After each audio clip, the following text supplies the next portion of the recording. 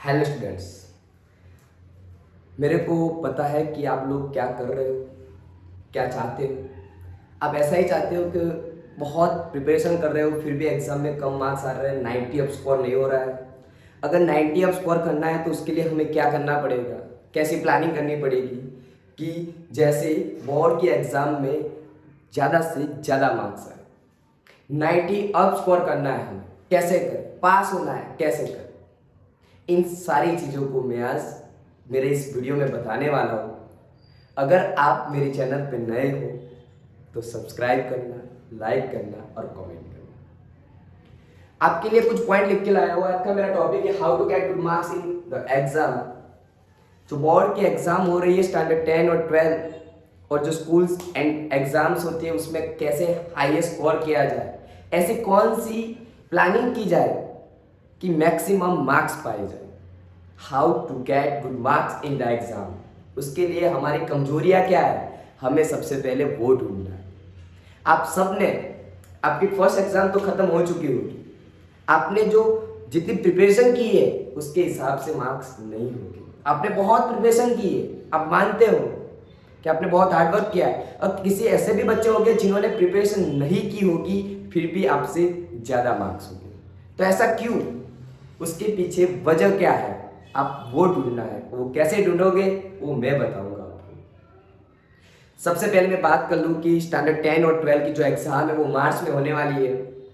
तो मैं इस नवंबर को तो काउंट नहीं कर रहा क्योंकि वो दिवाली है। दिवाली में आप लोग कुछ कहीं भी जाओगे आओगे तो आपका शेड्यूल चेंज हो सकता है तो उसमें भी प्लानिंग बना देना। लेकिन मैं दिसंबर, जनवरी और फरवरी का प्लानिंग बताने वाला हूँ, टोटल 90 डेज का। 90 डेज में आपको कैसे स्मार्ट वर्क करना है, कैसे रिवीजन करना है, कैसे हर चीज को प्रिपेयर करना है। ठीक है, सबसे पहले हमें इन दोनों चीजों में से किसी एक चीज को सिलेक्ट करना है, हार्ड वर्क करना है या स्मार्ट वर्क करना है। तो मेरे हिसाब से आप लोगों ने ये काम तो कर चुके हो, अभी तक आपने ये काम कर चुके हो। अब इसकी जरूरत नहीं है, हमें हमें जरूरत है इस काम की, स्मार्ट वर्क की। अब हमें स्मार्ट वर्क करने की जरूरत है। अब दुनिया स्मार्ट वर्क पे चलती है। आप देखिए, जब बहुत साल पहले कैसे लोग कैसे चल के जा रहे थे, आज बहुत डिजिटल दुनिया आ गई, इलेक्ट्रिक व्हीकल आ चुके हैं। आप जानते हो कितना चेंजिंग हुआ है, टेक्नोलॉजीज बढ़ रही है। तो हमें अब स्मार्ट वर्क करने की जरूरत है। मार्केट में क्या चल रहा है उसके हिसाब से चलने की जरूरत है। हमें मार्केट को क्या चाहिए, लोगों को क्या चाहिए, उसके हिसाब से चलना पड़ता है। तो आपको भी वैसा करना है कि अगर आप कैसे प्रिपरेशन करोगे, उसके लिए प्लानिंग कैसी होगी वो देखना। Don't avoid text book. सबसे मोस्ट इंपॉर्टेंट पॉइंट्स। आप लोग क्या करते हो, स्कूल में जाते हो, किसी बच्चे के पास बुक देख ली, हाँ मेरे पास वो बुक लानी है। नहीं, ऐसी गलती मत करना। आपको सिर्फ अपनी टेक्स्ट बुक को ही पढ़ना है, रीड करना है और प्रिपेयर करना है। और मेरे हिसाब से सबसे इंपॉर्टेंट पॉइंट होगा एक्सरसाइज। अगर आपने अच्छे से एक्सरसाइज को प्रिपेयर कर लिया और बुक के एग्जाम्पल को कर लिया तो आपको 90 अप स्कोर करने से कोई नहीं रोक सकता। अगर आपने इस चीज को 100% कंप्लीट कर ली तो आपको 90 अप स्कोर करने से कोई नहीं रोक सकता, इजीली हो सकता है। सबसे आसान है और एक्सरसाइज में ज्यादा क्वेश्चन भी नहीं होते, आप अच्छे से कर सकते हो। जो अदर टाइम वेस्ट करते हो उससे अच्छा है तो एक्सरसाइज के हर क्वेश्चन को प्रिपेयर करना है अच्छे से। ऐसा नहीं है कि आप उसको रट्टा मारो, बिना समझे उसको कॉपी पेस्ट कर लो। ठीक है, done. Recognize your weak points. हमें अपनी वीकनेस को ढूंढना है। अब आपको समझ में आ गया होगा कि आप प्रिपेयर करके गए थे एग्जाम हॉल में, जब बैठे तब आपको समझ में नहीं आया कि इसमें लिखना क्या है, स्टार्टिंग कहां से करनी है, एंड कहां से करना है। यही हुआ ना प्रॉब्लम, सच बोलना, मेरे साथ भी वही होता था। ठीक है, तो अब क्या करना है, आपके पास टोटल 90 डेज में काउंट कर लो। 90 डेज, 90 डेज में आपको प्लानिंग करनी है। सबसे पहले प्लानिंग आपकी वो रहेगी कौन से चैप्टर अच्छे हैं, आपको सबसे अच्छा कौन सा चैप्टर आता है। सपोज मान लेता हूं मेरे को मैथमेटिक्स में प्रोबेबिलिटी सबसे अच्छी आती है।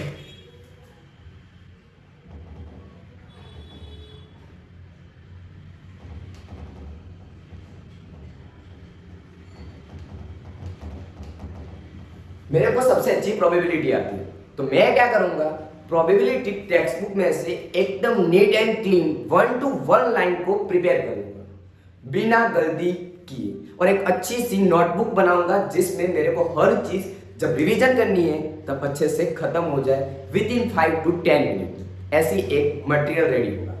ये चीज हम कर सकते हैं, अच्छे से कर सकते हैं, क्योंकि आपके पास पूरे 90 डेज है। अगर काउंट किए जाए, रात के 12 घंटे को तो मैं काउंट ही नहीं कर रहा, दिन के 12 घंटे को काउंट कर रहा हूं, कितने घंटे हो रहे हैं आप काउंट कीजिए। ठीक है, तो कितने घंटे हो गए, 1080 आवर हो गए। अगर इतने टाइम में मैं जितना चाहूं उतना कर सकता हूं। अगर दिन के आपने अच्छे से 2 घंटे पढ़ लिया मैथमेटिक्स को, तो एक चैप्टर इजीली हो जाएगा। क्यों होगा, क्योंकि आपको सबसे अच्छा वो आता है। सपोज मान लेता हूं ऐसे 5 चैप्टर है जो आपको सबसे अच्छे आते हैं, तो उसको अच्छे बना के रख लो, कहीं पे रख लो। मीन्स कि उसकी नोट्स बुक बना दीजिए, उसके जितने भी एमसीक्यूज पॉसिबल होते हैं उतने बना लीजिए, fill in the blanks, true and false, जितनी प्रोबेबिलिटी होती है उन सारी चीजों को इकट्ठा करके रख दीजिए। उसके बाद नया चैप्टर, मीन्स अब एक खत्म हो गया, आपने बोल दिया मेरे को आ गया खत्म, ऐसा नहीं होता है। कुछ टाइम के बाद उसका रिवीजन करना कंपलसरी होता है।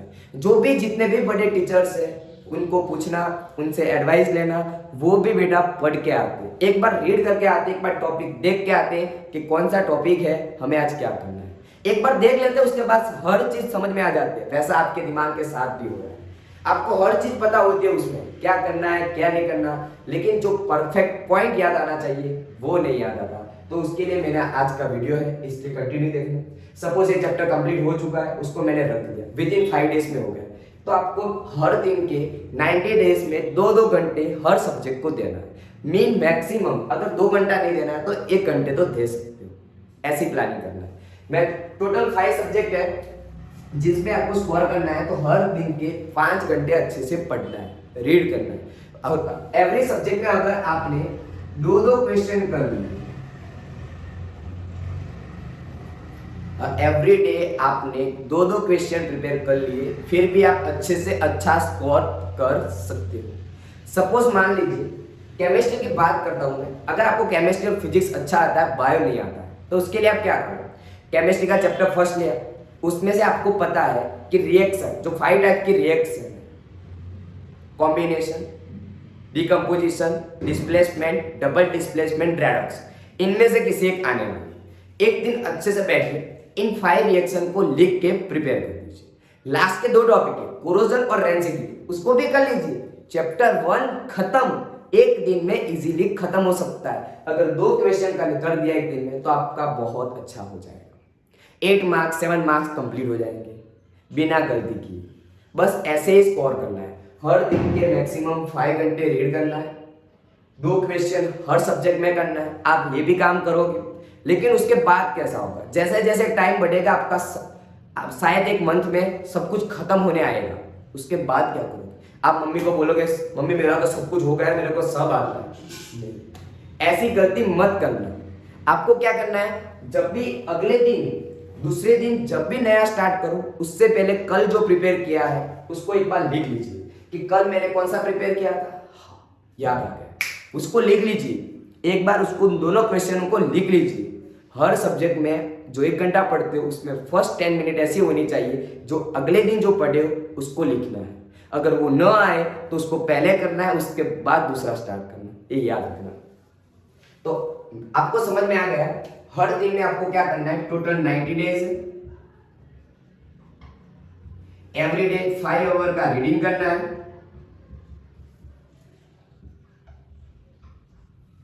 Each and every day 2 question को प्रिपेयर करना है। दिमाग में ऐसा शेड्यूल सेट कर लीजिए कि मेरे को ये टाइम ज्यादा अच्छा लगता है, तो उन टाइम में 5 घंटे, पूरे दिन में 5 घंटे अच्छे से पढ़ना है। ऐसा ना हो अपने जो मदर फादर या पेरेंट्स बताए उसके बाद आप रीड करने में, अपने दिल और दिमाग दोनों से जब इंडिकेशन मिले कि अब बेटा पढ़ ले, तेरा वक्त आ गया, और जब आप अपने माइंड से, अपने मन और दिल दिमाग से पढ़ोगे तभी इस चीज को अच्छे से पाओगे। अगर 90 स्कोर करना है तो आपके लिए बहुत चांसेस बढ़ जाएंगे, बहुत ऑप्शन है मार्केट में, कुछ ना कुछ तो आप कर पाओगे। अगर आपने इतना काम करना है एक 10 के बच्चों के लिए, अगर 12 के बच्चे हैं, अगर वो वीडियो देख रहे हैं तो उनको बता दूं कि आप लोगों को भी टेंशन लेने की जरूरत नहीं है। ऐसा नहीं है कि कुछ बाहर से आता है, कुछ नहीं आता है। सिर्फ आपको टेक्स्ट बुक के जो एक्सरसाइज के क्वेश्चन है, टेक्स्ट बुक को अच्छे से रीड करके जाना है। 100% गुजरात बोर्ड में आप अच्छे से अच्छा स्कोर करोगे। उसमें जो केमिस्ट्री सब्जेक्ट है उसमें तो 100% बुक का ही होता है। इसलिए बिना टेंशन लिए टेक्स्ट बुक के एक्सरसाइज के क्वेश्चन कीजिए। जो दूसरे जो एग्जाम्पल सॉल्व किए हुए थे इतने कीजिए, बहुत होते हैं 65, 72, 28, 45 एक्सरसाइज में इतने क्वेश्चन है। इतना करोगे तो फिर बहुत हो जाएगा। बस इतना कर दीजिए, 110% आपको अच्छे से अच्छा रिजल्ट मिलेगा। दूसरी बात आती है, सर कौन सा टाइम अच्छा होता है कि हम रीड करें। सबसे पहले होता है मॉर्निंग का टाइम। मैं जो काम करता था वो आपके साथ शेयर कर रहा हूँ, क्योंकि मैं रात को कभी पढ़ नहीं पाता था। सुबह में बहुत पहले उठ जाइए 3 या 4 बजे, और सुबह के जो 3 घंटे होते हैं वो सबसे अच्छे होते हैं। वक्त कहाँ चला जाता है ऐसा लगता है कि इतनी जल्दी टाइम खत्म हो गया। एक बार फ्रेश होकर अगर बैठ गए तो आपका बहुत ही अच्छा प्रिपरेशन हो सकती है। आप अच्छे से अच्छी प्रिपरेशन कर सकते हैं। लिख लिख के प्रिपरेशन करना, याद रखना मेरी बातों को, ऑलवेज लिख लिख के प्रिपेयर करना। ऐसे ना हो कि आपने ऐसे ही सुबह में रीड कर लिया सोते सोते तो बात खत्म हो गई।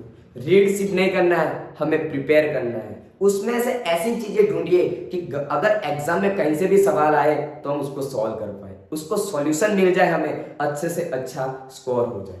ओके, ये बात हो गई प्रिपरेशन की। अब पेपर में कैसे लिखना है, पेपर में लिखने की पैटर्न कैसी होनी चाहिए, क्योंकि आज की जो जनरेशन है वो एट्रैक्शन, रिप्रेजेंटेशन पे डिपेंड करती है कि आपका रिप्रेजेंटेशन कैसा होना चाहिए।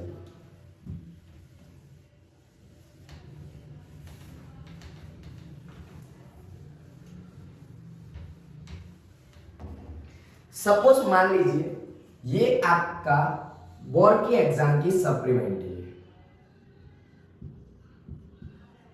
ऐसे यहां पे दिया हुआ होगा। सबसे पहले आपको क्या करना है, यहां पे इतनी 2 लाइन छोड़ के लिखना है, बीच में सेक्शन बी हो तो सेक्शन बी, अंडरलाइन 2 लाइन छोड़ देनी है। लिखना है आंसर नंबर 25, ऐसी लाइन लिखनी है।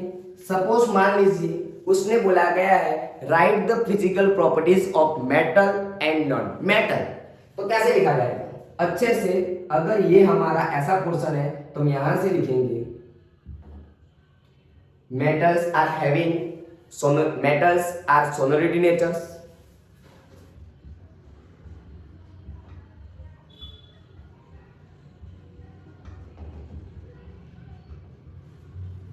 metals are hard, metals does not cut easily। बस लिखने की मेथड ऐसी होनी चाहिए, देखने वाले को समझ में आ जाए कि इसको बहुत कुछ पता है, लिखने की और रिप्रेजेंटेशन की उसको अच्छे से नॉलेज है। लिखा हुआ ऐसा होना चाहिए, यहाँ पे बिना ब्लैंक किए, बीच में लाइन को मिस नहीं करनी है, बिना लाइन को मिस किए लिखना है। अच्छे से एक ही सीक्वेंस में आना चाहिए। ऐसे पर्टिकुलर लिखा हुआ होगा तो 2 में से यहाँ पे देगा 2 में से 2 मार्क्स पक्के। 110% मेरा वादा है, अगर आपने ऐसे लिखा पेपर तो 110%। अगर सपोज मान लीजिए अब एक नई सिस्टम आई है, एनी यहाँ पे लिखने के हो गए एनी 9, कितने लिखने के हो गए एनी 9, तो उसमें क्या होगा, आपने जो फर्स्ट 9 क्वेश्चन जो अटेम्प्ट किए होंगे उनके ही मार्क्स काउंट किए जाएंगे। आपने जो फर्स्ट 9 क्वेश्चन को अटेम्प्ट किया है उनके ही मार्क्स काउंट किए जाएंगे, उसके अलावा आपने जो भी लिखा हुआ है उसके मार्क्स काउंट नहीं किए जाएंगे। क्योंकि अदर स्टूडेंट ऐसे सोचते हैं कि जितने दिए हुए सारे लिख दूं, क्योंकि एक रॉन्ग हो जाएगा तो दूसरा काउंट हो जाएगा। ऐसा नहीं होता है। जो फर्स्ट 9 क्वेश्चन जो आपको सबसे अच्छे आते हैं उसको ही लिखना है, क्योंकि उसके ही मार्क्स काउंट होते हैं, उसके ज्यादा मार्क्स काउंट नहीं होते। डन। आई होप आप लोगों को मेरी बातों को समझ में आ गया है कैसे लिखना है, क्योंकि एग्जाम में ऐसा लिखा हुआ मिले तो आपको बहुत अच्छा लगेगा। अगर पॉसिबल होगा तो मैं लिखी हुई चीज़ को मैं अपलोड करूंगा मेरी लिंक पे, तो आप उसको देखना कि पेपर कैसे लिखा जाता है, सेक्शन कैसे लिखा हुआ मिलता है। तो आपको अच्छे से अच्छे प्रिपरेशन करने का होगा। जब सॉल्यूशन पेपर कर रहे हो तो ऐसे ही मेथड से करना, जैसे कि आपको अच्छे से अच्छा रिप्रेजेंटेशन हो, आपको भी अच्छा लगेगा। एक बार पेपर लिख के देखना, बहुत अच्छा लगेगा आपको, अंदर से ऐसी फीलिंग आएगी कि मैं ज़्यादा से ज़्यादा करूँ, कुछ अच्छा करूँ। ऐसा हो चुका है आगे, इसलिए बोल रहा हूँ। Thank you so much for watching the video.